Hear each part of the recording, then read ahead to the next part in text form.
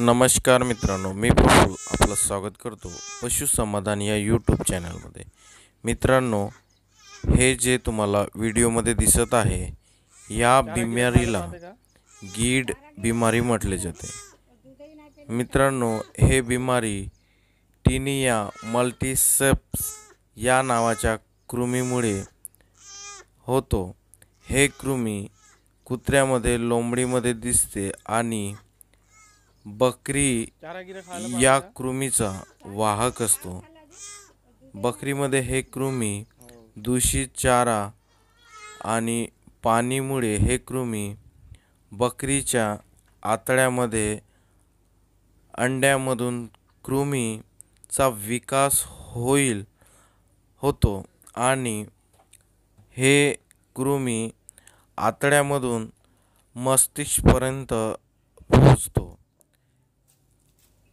त्यामुळे हे जे आपण व्हिडिओमध्ये बकरी पाहत आहोत तिला त्रास होतो आणि ते चिल्लावतो आणि इकडे तिकडे उड्या मारतो किंवा चिल्लावून आकाशाकडे उंची मान करून उभी राहते। मित्रांनो, हे जे बिमारी आहे हिला गीड असं म्हटलं जातं।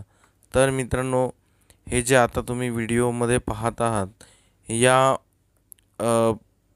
बच्चाला मी ट्रीटमेंट केल्यानंतर हे अशी उभी आहे। मित्रांनो, हिला मी इंजेक्शन असं दिसत आहे। मित्रांनो, हिला इंजेक्शन लावलं मी आयव्हरमॅक्टिन, त्याच्यानंतर प्रेडनिसोलोन आणि B1 थायमिनचा इंजेक्शन याला लावला आहे।